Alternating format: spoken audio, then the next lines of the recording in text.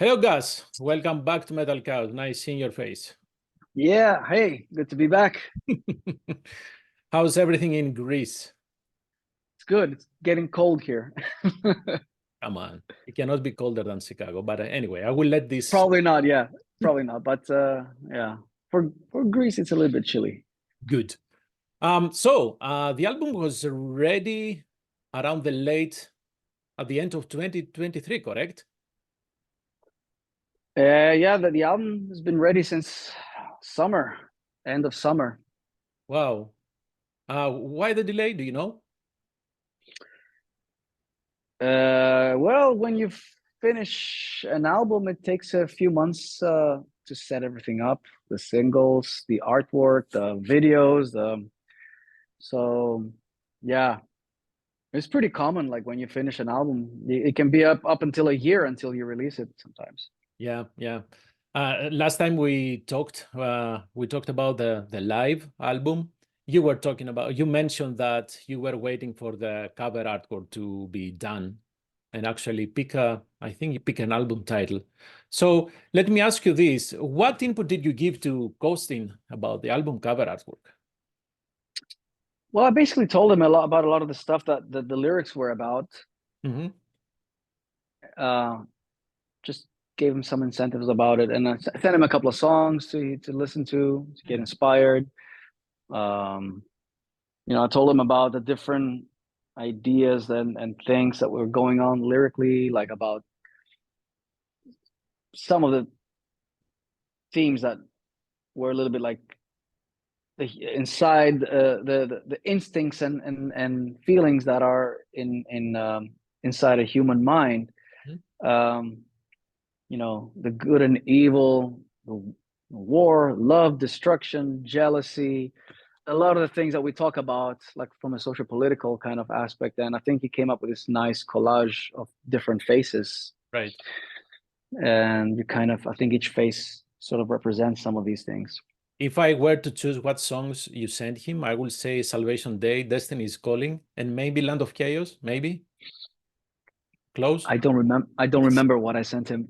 Just say yes, man. Just say yes. Yes, though. Yeah, you're right. How did you guess those? Oh, man. Premonition. Important question. What Leon did in this album? He did nothing. He was just sitting. He was assistant engineer. He was telling me if my solos were good or not every time I did a take. And then we had to make an agreement with him to get his likeness so we can make a patch of him. And luckily he agreed, for some extra food, he agreed. So will you have these cut pads also available while touring, on tour, in the merch table, or just in the limited edition? We have a few left over that I don't expect them to last too long. So yeah, I think there were a few hundred left from the initial order. Okay. And we will have them on sale at the merch, but I don't know how many shows they will last. I don't think they will make it to the US, but anyways. Let's see. Okay, let's start with less serious questions. So this is the second album you worked with Herbie. Yep. In between, you had a lot of tours, a lot of lives. So did anything change as far as songwriting is concerned? Because you get to know him better, he got to know you better. For me, it doesn't change the way I write. I mean, but what did change is the way that we got to work from the start on this project. Whereas on the previous album, he came in when I already written everything. Right. And most of the vocal lines and lyrics were done. And I mean, some of them were not done, but he came in and he had to work really fast because we were under tight deadline. But this time we took our time, we discussed everything together. I would send him all the demos, and he even made some suggestions like on the arrangements, on the musical arrangements, which was nice. It was good to get like another opinion on it. Yeah, so he was involved. He was heavily involved. That's great. And did Dennis do the production and mixing, or did he do anything else, like contribute? He did. I mean, Dennis is, has been part of the team for quite a few years now. So of course, he engineered the drums. We recorded the drums in the studio in Germany that, he works there. And he, of course, he engineered, he mixed he mixed and mastered the album. But he also, he's a guy who also contributes ideas. Like he had a couple of vocal ideas that whenever we get stuck, I'll send him some stuff, and I always want to have his stamp of approval. So, as a matter of fact, "Stand United," that was his vocal line on the title track. Oh, really?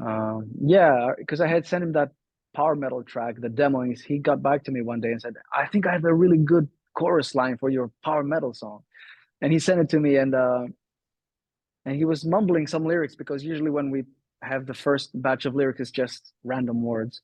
But he was singing, "Stand United," and then whatever, some random words, mumbling, whatever. And I kept that. I was like, "Stand United." I said, "Very cool vocal line, and thank you for the album title." Well, although Dennis I think at least, has a more hard rock background, I think he fits pretty well with Firewind. After all, Firewind are still power metal, but they do have a strong hard rock foundations. Like I agree. The old hard rock, not anyhow. You got what I'm saying. Yeah. The lyrics. What about them? Who wrote the lyrics? Only Herbie, or did you work on the lyrics too?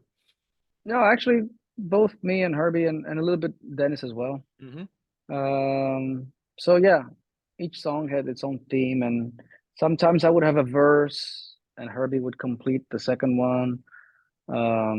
Or we needed some, and we run all our lyrics through Dennis because he's American, and we want to make sure that, like, what we don't make any mistakes, like grammarly mistakes and stuff, and it's like what we're writing makes sense. So we have to check with an American about that. So yeah, he corrects some lyrics. Sometimes he makes suggestions here and there.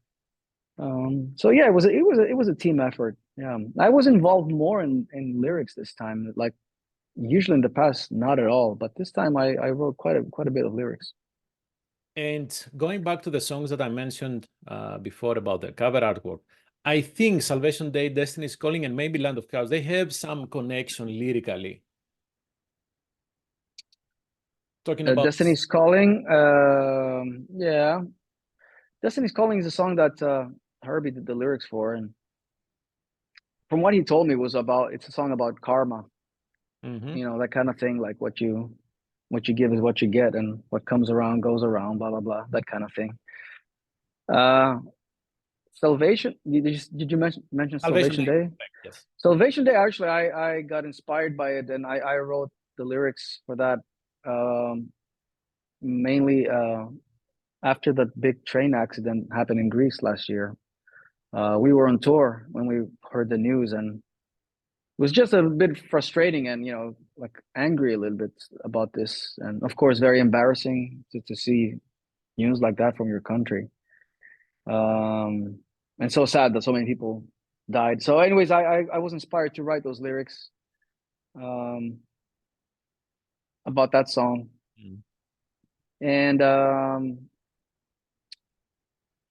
yeah, the other one, what was it? The Land of Chaos. Land of Chaos, yeah, that was also inspired by unfortunate events, just kind of like a little bit of how humanity is today, how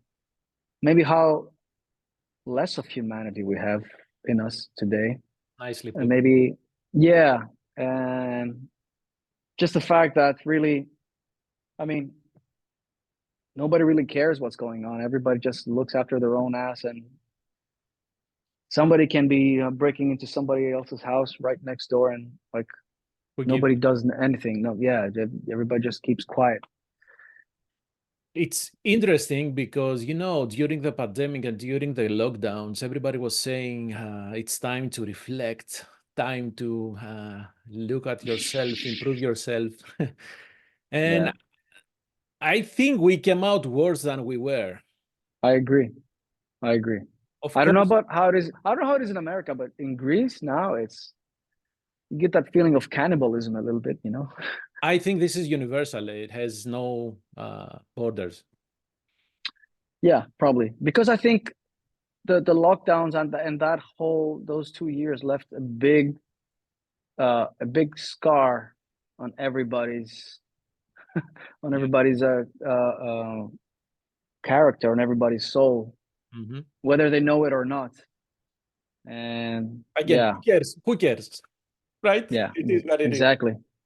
And in fact, we in the metals in particularly, we see the after effects. Everything has become so expensive. It's so difficult for bands to tour. I don't think the sales. Anyways, I don't want to. No, I entered the rabbit hole of start talking about the bad things. So we shouldn't. No, no. Let's talk about the music. Sorry about that. It's okay. It's okay. But you know, it's reality, of course. You know, the years aren't getting easier. And I talked a lot about that on the lyrics on this new album. And the years aren't getting easier. Life isn't going to get any more affordable or cheaper. But of course, it doesn't mean that we have to give up. We we No. we have to survive through all this, and we have to move forward and try to make our future better and our lives better somehow. Um, as And long keep as it going doesn't hurt the others. to live shows. Keep going to live shows because that's it. For me, it used to be, and it still is therapy. So yeah. I think people need that kind of therapy, like I say, more than ever now. And I think maybe that's why we see a resurgence in people just having more interest into going out and going to a show. Mm-hmm. Yeah.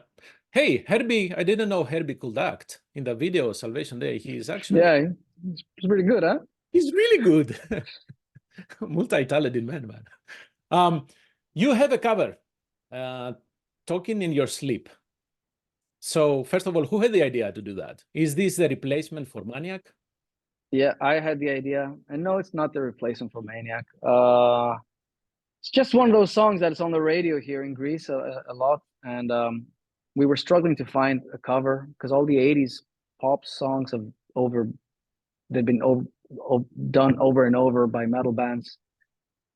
And this was a song that one day I heard it and I was like, this is a cool song. I've known this song for years. And I Googled it to see if any metal band have done it. And luckily nobody has done it. And then the next thing was I took it to the guys. I asked them, what do you think about this one? And everybody was excited right away. Like, oh, we love this. We love this. Let's do it. Let's do it. So all of a sudden, you know, what was once a very difficult subject to find a song, it became a no-brainer. So we're like, okay, we found our song. Let's do it. If you had asked me maybe 20 years ago, so I would have said, now why they're doing that. But you know what? We have so many generations in between now. So bridging that age gap and covering songs that maybe they have been forgotten, it's really nice. It's really neat, especially. And why I mentioned Maniac, because sometimes you play Maniac live. So I was thinking, now Gus will be switching things off, and Talking in Your Sleep will be a constant on the set list. But I don't know. It's up to you, I guess. It's not on the set list yet, but let's see. We'll see if it's something that we will add on later. I'm not opposed because I would love to play the song live. Of course, breaking Yeah, the stereotypes, man. yeah. But the thing is, also a band like us, we have so much material to play. So 10th album, right? yeah. Damn it. Time flies. Mm. Do you have a bonus track for the Japanese version of the album? No, that's all we recorded, these 10 songs. Okay. And speaking of playing live, have you picked the songs from Stand United to play live? Yes, I think we have finalized it pretty much. So I think today we had the final discussions of how the set list is going to be. We had to shift around some songs, and yeah. And you start with a tour with the co-headlining tour with Masterplan. I'm so bummed that Masterplan did not come to the US. But anyways, at least we have Maybe. Firewind coming to the US. Yeah, we are. Yeah, we're coming to the States in April after the European tour. Yep. So yeah, we're gonna have Edge of Paradise with us and Immortal Guardian, two very talented bands. You know, they're more prog and cinematic metal bands, so it'll be a nice package. So that means that you will be extending your set list from compared to the European leg of the tour. I don't know because no, I think it's the same because with Masterplan it's double headline without an opener, but both bands are doing full sets. Oh, okay. So both bands are playing like 1.5 hours. So it's like 3 hour show. And now in the States we have two bands splitting that, you know, so the guys, so it's still gonna be like a 3 hour long set, and maybe some shows will have a local opener. Now I'm even more jealous about the Firewind Masterplan tour. Thank you, guys. Well, let's see. Maybe next year we'll do something with them in America. Let's see. They've never been to America, I think. I think only in Prog Power, maybe. Prog Power, yeah, I think so. Yeah. So I mentioned that to Roland. I hope he's still looking for that. Anyhow, have you started even thinking about writing a solo album, or generally, what are your thoughts about the solo album? Yeah, not really, not yet. I mean, right now I'm in full Firewind mode. There's a long tour ahead of me, and I think I will maybe start making thoughts about it once we start rolling, and once we really get going with this, then I can I think I will have more space in my head to visualize what will come next. Right now, it's all full of my whole life, day and night, is this tour, and it's a lot of work to put everything together. Makes total sense. However, you did your first masterclass with JTC, correct? Yeah, I released a guitar masterclass, like an instructional. Well, I did a DVD instructional program back in the day. Yes. That was 15 years ago when people were watching DVDs, and I hadn't done like such a program since 2010 or 11, and it was nice to do this now with JTC, and so we're planning on doing more things together, actually. Did you organize the instruction or everything? Did you do everything on your own? From what subjects to cover, the structure? Actually, I had the concept about it, and the guys from JTC really guided me. They helped me visualize how I'm going to you know, what kind of licks and stuff, the content that I was going to be shooting. And the cool thing working with them, we worked remote. They're a British company, and I'm in Greece, so I shot everything in my home studio, and I just gave them the material, and they did the rest. They tabbed everything and they prepared everything, and so it was pretty easy. It sounds like a nightmare, but it was actually pretty easy to do it like that. I just shot all the content, and then I uploaded it on a server, and then they took over from there, and they did a great job. So is this the masterclass for someone like me in close to 50s trying to learn guitar? I think so. I think there's like stuff for all levels. It's not about learning guitar basics. It's more about like this one is specific about speed picking.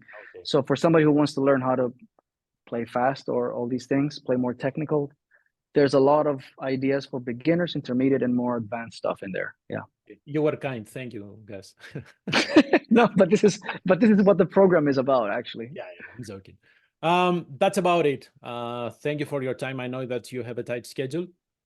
Thank you very much. See you in April here in Chicago. All right, my man. Thank you. Good to talk to you. Absolutely.